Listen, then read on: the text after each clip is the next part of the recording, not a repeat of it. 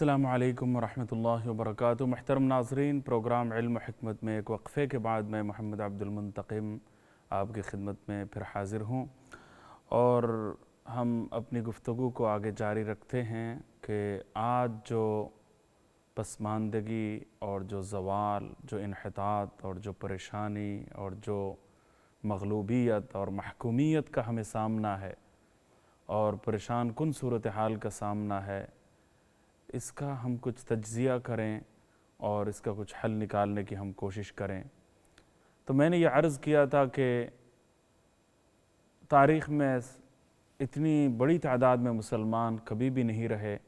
آج کے دور میں مسلمانوں کی تعداد سب سے زیادہ ہے، لیکن سوال یہ پیدا ہوتا ہے کہ زیادہ مسلمانوں کے دور میں،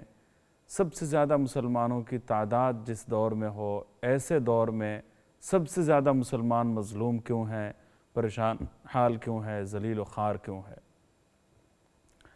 حضور صلی اللہ علیہ وسلم نے ایسی ہی صورتحال اور ایسے ہی حالات کا جائزہ پیش کرتے ہوئے پیشن گوئی کی تھی، پیشن گوئی فرمائی تھی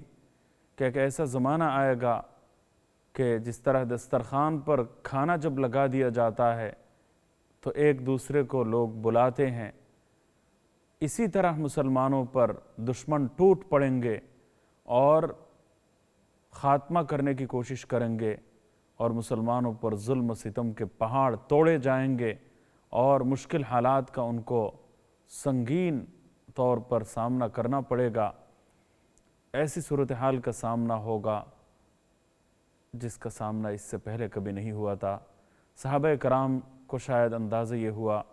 کہ شاید مسلمان تعداد میں بہت کم ہو جائیں گے اور اپنا دفاع شاید کر نہ پائیں، تو آپ صلی اللہ علیہ وسلم سے پوچھا کہ کیا اس وقت تعداد میں مسلمان کم ہو جائیں گے؟ آپ نے جواب میں فرمایا تھا، آج جتنی تعداد میں تم ہو، تمہاری تعداد ہے، اس سے کہیں زیادہ تعداد ہوگی مسلمانوں کی۔ اس وقت چند لاکھ تھے، اب چند کروڑ نہیں، 100 کروڑ نہیں، 150 کروڑ نہیں، 250 کروڑ، اور کتنے لاکھ جس کی کوئی حد و انتہا نہیں۔ 60 سے زیادہ مسلم، 60 کے قریب مسلم ممالک ایسے ہیں، مملکتیں ایسی ہیں، ریاستیں ایسی ہیں کہ جن پر مسلمانوں کا قبضہ ہے، مسلمان حکمران ہیں، مسلمانوں کے پاس تقریباً 60 ملک ہیں، اور اتنی بڑی تعداد میں ممالک بھی شاید کبھی نہیں تھے، اور اتنی ساری حکومتیں مسلمانوں کے پاس ہیں، اتنی بڑی تعداد میں مسلمان موجود ہیں۔ اور پھر آپ کو اور زیادہ خوشگوار حیرت ہوگی، اور بات معلوم ہی ہے پہلے سے، لیکن یاد دہانی کا ثواب حاصل کرنے کے لیے میں عرض کرنا چاہوں گا کہ دنیا کے بالکل بیچوں بیچ مسلمانوں کے سارے ملک واقع ہیں۔ بعض ممالک ایسے ہیں کہ ان کا موسم قابل رشک نہیں ہے۔ یورپین ممالک کا جو موسم ہوتا ہے وہ اس قدر اتنا زیادہ اچھا نہیں ہوتا جتنا اچھا دنیا کے درمیانی زون میں واقع جو ممالک ہیں ان کا جو موسم ہوتا ہے۔ چنانچہ ان موسموں سے، ان مواسم سے لطف اندوز ہونے کے لیے یورپ کے لوگ بھی مشرق وسطیٰ کا رخ کرتے ہیں، بر صغیر کا رخ کرتے ہیں، اور کپڑوں کی اتنی زیادہ پابندی وہاں پر نہیں ہوتی، اور جغرافیائی محل وقوع کے اعتبار سے اگر دیکھا جائے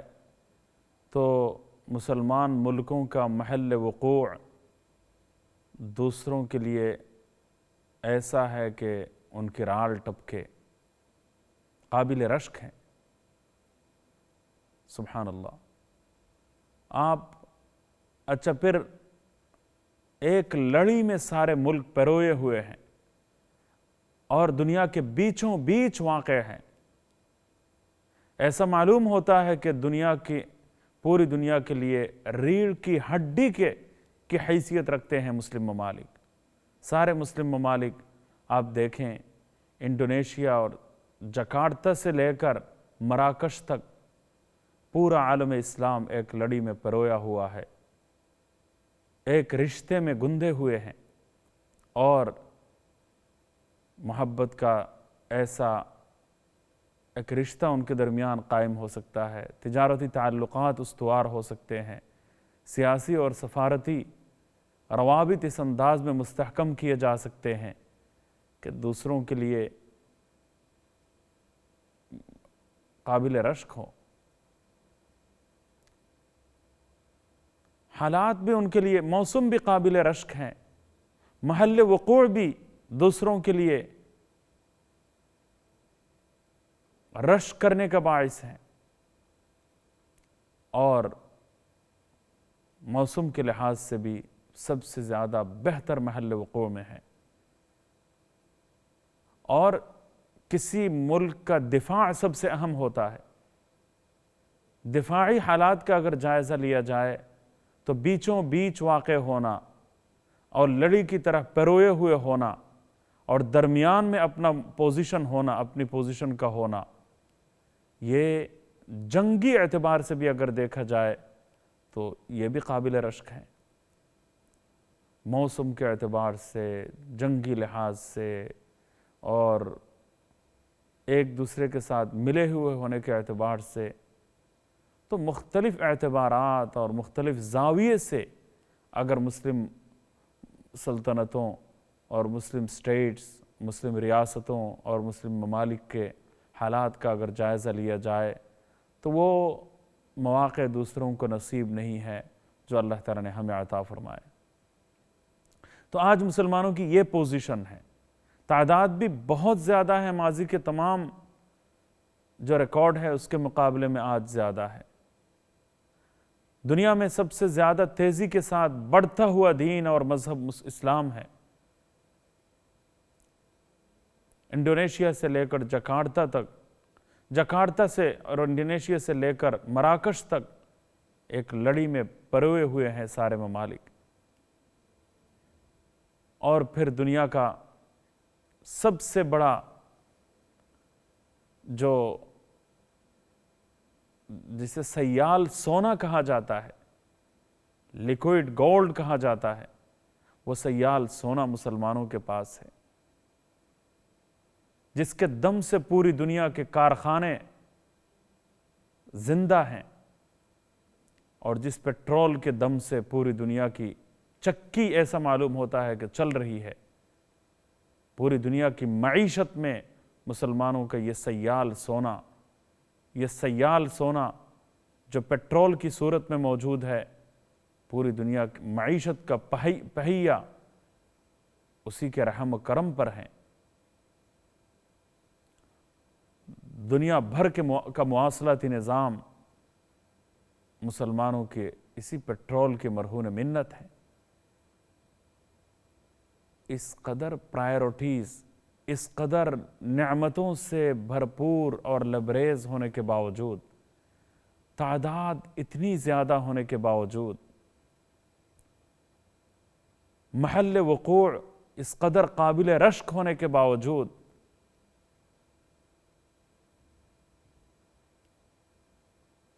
موسم اس قدر خوشگوار اور گوارا ہونے کے باوجود، آج پوری دنیا میں مسلمان سب سے زیادہ پستی کا شکار کیوں ہے؟ سب سے زیادہ پریشان کن صورتحال سے کیوں دوچار ہیں؟ حضور صلی اللہ علیہ وسلم نے فرمایا تھا کہ دسترخوان پر جب کھانا لگا دیا جاتا ہے تو ایک دوسرے کو لوگ بلایا کرتے ہیں اور سارا کچا چٹھا کھا جاتے ہیں۔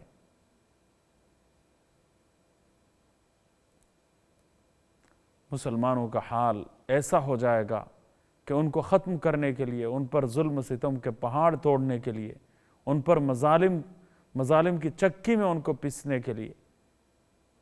ان کو نوالہ تر بنا کر، لقمہ تر سمجھ کر کھا جانے کے لیے سارے لوگ مل جائیں گے، دشمن طاقتیں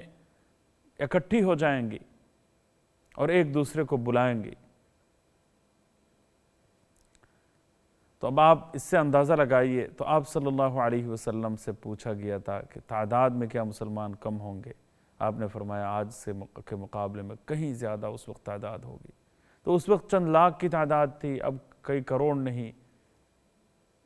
کتنی بڑی تعداد میں ہے آپ اور ہم جانتے ہیں. صحابہ کرام رضی اللہ عنہم اجمعین نے پوچھا پھر کیا وجہ ہوگی؟ آپ صلی اللہ علیہ وسلم نے فرمایا کہ یہ بے حیثیت ہو جائیں گے، بے طاقت ہو جائیں گے، بے وقعت ہو جائیں گے. تعداد زیادہ ہوگی لیکن نام کے واسطے کوئی معمولی عزت بھی نہیں ہوگی. عزت اور وقعت خاک میں مل جائے گی. صحابہ کرام رضی اللہ عنہ نے پوچھا کہ عزت اور وقعت جو خاک میں مل جائے گی اور رعب ختم ہو کر رہ جائے گا، دبدبہ ختم ہو جائے گا، عظمت رفتہ بالکل خاک میں مل کر رہ جائے گی، اس کی وجہ کیا ہوگی؟ آپ صلی اللہ علیہ وسلم نے جواب میں 2 اسباب بیان فرمائے. ایک یہ ہے کہ حب الدنیا اور دوسرا ہے کراہیت الموت. دنیا کی محبت ان میں داخل ہو جائے گی، گھر کر جائے گی، اور موت سے نفرت، موت سے کراہت ان کے دل میں پیدا ہو جائے گی. تو موت سے نفرت ہو جائے گی، یعنی دنیا کی محبت ہی کا نتیجہ یہ ہوتا ہے کہ انسان دنیا کا شیدائی بن کر رہ جاتا ہے، دنیا کے ہاتھوں قید اور مجبور ہو کر رہ جاتا ہے، اور دنیا جہاں پر متاثر ہوگی وہ اصول سے وہ انحراف کرنے میں ذرا سا بھی تأمل نہیں کرے گا، اور یعنی استقامت اس کے اندر نہیں ہوگی. وہ بلبلے ہوں گے، ان کی کوئی عزت نہیں ہوگی، کوئی حیثیت نہیں ہوگی، کوئی وقعت نہیں ہوگی. تو یہ 2 اسباب آپ صلی اللہ علیہ وسلم نے بیان فرمائے، حب الدنیا و کراہیت الموت. دنیا کی محبت گھر کر جائے گی، دنیا کی لالچ پیدا ہوگی، طمع پیدا ہوگی، اور دنیا کے پیچھے پڑ جائیں گے، دنیا کو اپنا ملجا و مأویٰ سمجھیں گے، دنیا کو اپنی منزل مقصود تصور کریں گے، دنیا کو اپنا منتہا مقصود تصور کریں گے، آخری منزل گردانیں گے، اور یہاں کی کامیابی اور یہاں کا حصول وہ سمجھیں گے کہ یہ آخری گویا کامیابی ہے. اور یہاں اگر نامراد کوئی ہو گیا اور یہاں پر کوئی مال اس کو نہیں ملا، دولت نہیں ملی، اور اس فانی دنیا سے حصہ نہیں ملا، تو وہ سمجھے گا کہ بڑا گھاٹے کا سودا اور بڑا ہی میرا نقصان ہو گیا، بڑی ہی ناکامی ہو گئی، بڑی نامرادی ہو گئی. اور یہاں دنیا مل گئی تو بڑی کامیابی اسے تصور کیا جائے گا. یہ حب الدنیا کا نتیجہ ہے، دنیا کی محبت اور موت سے غیر معمولی درجے کی نفرت. موت تو اللہ تعالیٰ سے ملانے والی چیز ہوتی ہے، جنت تک پہنچانے والی چیز ہوتی ہے، جنت کے فیسلٹیز اور سہولیات تک انسان کو رسائی حاصل کرنے کا موقع موت فراہم کرتی ہے، لیکن اس موت سے نفرت ہو جائے گی. تو یہ 2 اسباب ہیں جن کا سرسری ذکر میں نے کیا. ایک کالر سے بات کر لیتے ہیں، معذرت ان سے ہے کہ وہ انتظار میں تھے. السلام علیکم. وعلیکم السلام. مولوی صاحب، میں نے 2-3 باتیں بڑی ضروری کرنی تھی، اس لیے میں نے کافی انتظار کیا آپ کے. میں نے یہ بات کرنی ہے کہ جو میں نے پڑھا ہے، میں بھی دین کا طالب علم ہوں، کہ مسلمان جب اپنے ٹیک سے ہٹ جائیں گے، قرآن کا حق ادا کرنا چھوڑ دیں گے، قرآن کی تبلیغ کرنی چھوڑ دیں گے، تو اللہ تعالیٰ کہتے ہیں میں ان کو آپس میں لڑا دوں گا، اور کبھی کبھی ظالم حکمران ان پہ حاوی کر دوں گا، اور کبھی کبھی کوئی دوسری ظالم قوم بھی ان پر میں چڑھا دوں گا. تو بات یہ ہے کہ اگر حضرت علی شیر خدا جگہ حضور پاک صلی اللہ علیہ وسلم کی وہ حدیث روایت کرتے ہیں کہ اگر امن چاہتے ہو تو لڑنے کے لیے ہر وقت تیار ہو. ابھی عرب بیچارے تو بھوکت رہے ہیں، ان پہ فرنگی نازل ہیں. پہلے تو ہمیں امریکہ کا نئے صدر کے پاس جانا ہوگا کہ آپ امریکہ میں آرام سے بیٹھیں اور ان مسلمانوں کو چھوڑیں. جی بہت شکریہ، جزاکم اللہ تعالی خیراً.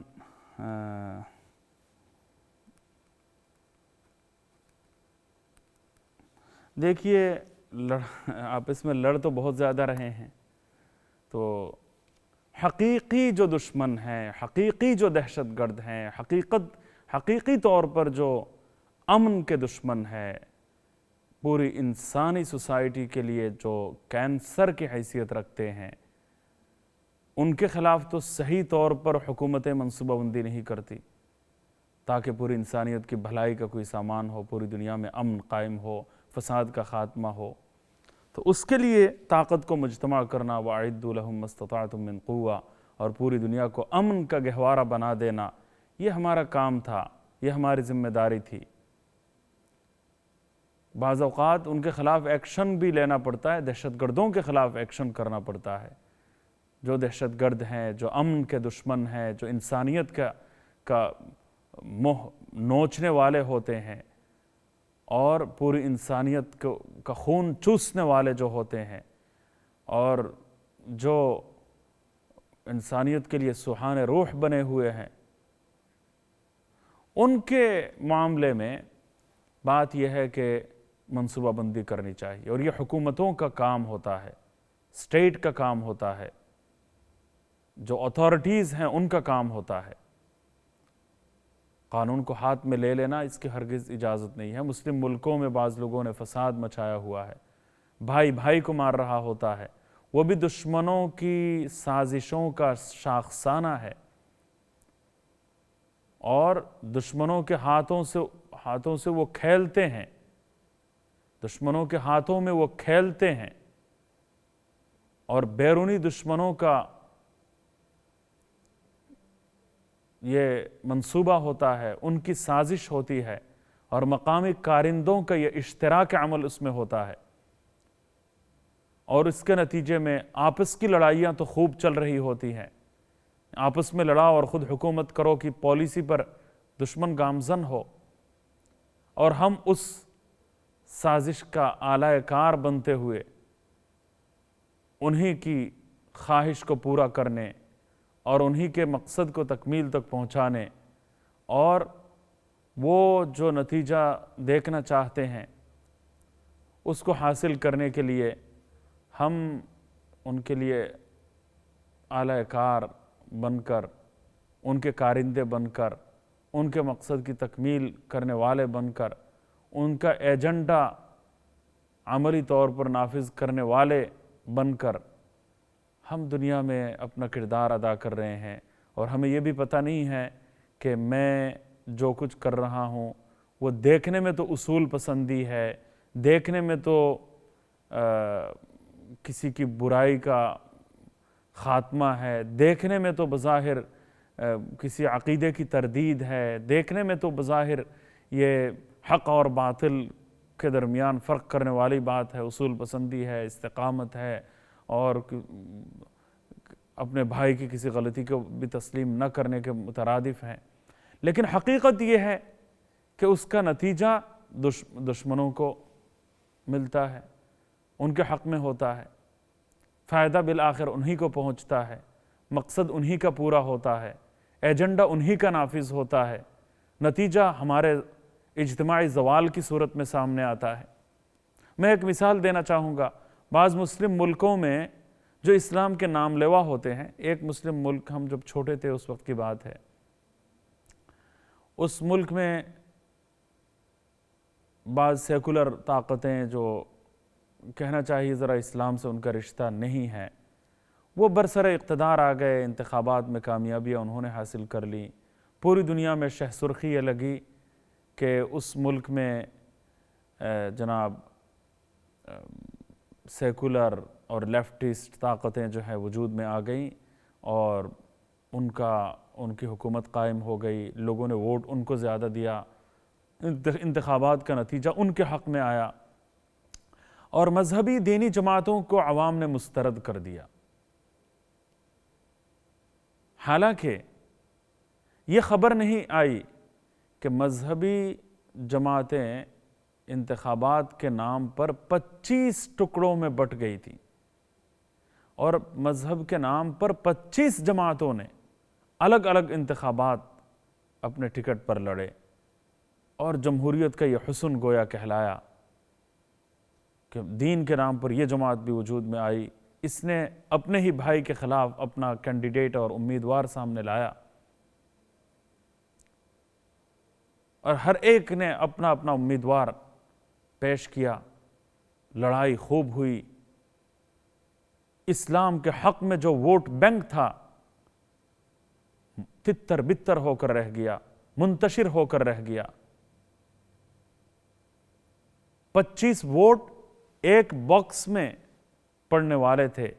اب 25 الگ الگ باکس میں پڑ گئے۔ کسی کے حق میں بھی وہ نتیجہ نہیں رہا، کسی کے حق میں بھی وہ نتیجہ نہیں رہا، سب کے خلاف سامنے آیا وہ نتیجہ۔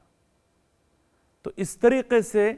اچھا ہر جماعت یہ سمجھ رہی تھی کہ اصول کے معاملے میں میں بالکل ٹھیک ہوں، تمہارے اندر یہ کمزوری ہے، وہ جماعت یہ کہہ رہی ہے نہیں تمہارے اندر یہ کمزوری ہے۔ تو حالانکہ وہ کمزوریوں کی وجہ سے لا تعلقی اختیار کرنا، اس کو اصول پسندی سے تعبیر کیا گیا، اس کو حق پسندی سے، حق پرستی سے تعبیر کیا گیا، لیکن پوری دنیا میں خبر یہ آئی کہ فلاں ملک میں، اسلامی ملک میں تمام مسلمانوں نے مذہبی جماعتوں کو مسترد کر دیا اور دینی جماعتیں یکسر ناکام ہو کر رہ گئیں، اور جو بائیں بازو کی طاقتیں ہیں اور قوتیں ہیں اور اسلام کے خلاف جو طاقتیں ہیں وہ برسر اقتدار آ گئیں۔ اب عوام یکسر اسلام کے خلاف ہیں، یہ ثابت ہو کر رہ گیا۔ تو اس طریقے سے دشمن ہمیں آپس میں لڑاتا ہے۔ یہ باتیں سمجھنے کی ہوتی ہیں۔ لڑائیاں ہو رہی ہیں، وہ سب بھائی بھائی میں لڑائی ہو رہی ہے، ایک دوسرے کے خون کا پیاسا ہے، ہر ایک دوسرے کے خون کا پیاسا ہوتا ہے۔ اور اس طریقے سے اہون البلیتین اور اشد البلیتین کے درمیان جو شرعی فرق ہے وہ ہم سے فراموش ہو جاتا ہے۔ اہون البلیتین اور اشد البلیتین کے درمیان جو فرق ہے وہ ذہنوں سے بالکل فراموش ہو کر رہ جاتا ہے۔ کیا اس کی میں ذرا تفصیل میں آپ کی خدمت میں پیش کرنا چاہوں گا۔ یہ فقہی قاعدہ ہے، فقہ کا ایک اصول ہے کہ آپ کے سامنے دو ناگزیر برائیاں اگر ہوں، یعنی شاید یہ برائی میرے اوپر مسلط ہو جائے گی یا وہ برائی میرے اوپر مسلط ہو جائے گی، دونوں کی دونوں برائیاں ہی ہیں، کوئی اچھائی نہیں ہے۔ اب ان دو ناگزیر برائیوں سے چھٹکارا حاصل کرنے کی کوئی سبیل فی الحال میرے سامنے نہیں ہے، کوئی راستہ میرے سامنے اس وقت موجود نہیں ہے۔ میں آسان لفظوں میں مثال دینا چاہوں گا، سمجھ لیں انتخابات ہے، یہ بھی چیئرمین بن سکتا ہے انتخابات کے نتیجے میں، وہ بھی بن سکتا ہے۔ اب زمینی حقائق ہمیں یہ بتلاتے ہیں، گراؤنڈ ریالٹی ہمارے سامنے یہی ہے کہ ان دونوں میں سے کوئی کامیاب ہوگا۔ اس وقت جو صورتحال ہے اس کے تناظر میں یہ بات کہی جا سکتی ہے کہ یا تو یہ کامیاب ہوگا یا وہ کامیاب ہوگا، ان دونوں میں سے کوئی نہ کوئی کامیاب ہوگا، کوئی تیسرا اب کامیاب نہیں ہو سکتا۔ ان دونوں کے درمیان اصل جنگ ہے، اصل لڑائی ہے، اور عوامی رجحانات ان دونوں سے وابستہ ہو کر رہ گئے ہیں، اور بس انہی میں سے کوئی نہ کوئی چیئرمین منتخب ہوگا، انہی میں سے کوئی نہ کوئی ممبر منتخب ہوگا۔ اب یہ دونوں چور ہیں، فار ایگزامپل مثال لے لیں، میں حقیقت کے طور پر کسی سے کچھ نہیں کہہ رہا۔ تو اب یہ دو، اس کو کہتے ہیں دو ناگزیر برائیاں، یعنی ان دونوں میں سے کوئی نہ کوئی برائی ہم پر مسلط ہونے والی ہے۔ اس کو عربی میں بلیہ کہا جاتا ہے، اور بلیہ کا تثنیہ یہ بلیتین ہیں۔ تو یہاں فقہاء کرام نے یہ مسئلہ لکھا ہے کہ دو ناگزیر برائیوں میں سے کوئی تیسرا اگر کوئی اچھائی اگر نہیں ہے تو ایسی صورت میں شریعت کا حکم یہ ہے، اسلام کا حکم یہ ہے کہ جو برائی کم درجے کی برائی ہے، جو کمتر برائی ہے، اس کمتر برائی کو سامنے لایا جائے تاکہ جو بدتر برائی ہے اور زیادہ خراب برائی ہے اس سے کم از کم نجات حاصل ہو جائے۔ اس اصول کی مزید تفصیل انشاءاللہ تعالی بریک کے بعد ہم آپ کی خدمت میں پیش کرتے ہیں۔ بریک کے بعد ملتے ہیں، ہمارے ساتھ رہیے۔ السلام علیکم ورحمۃ اللہ۔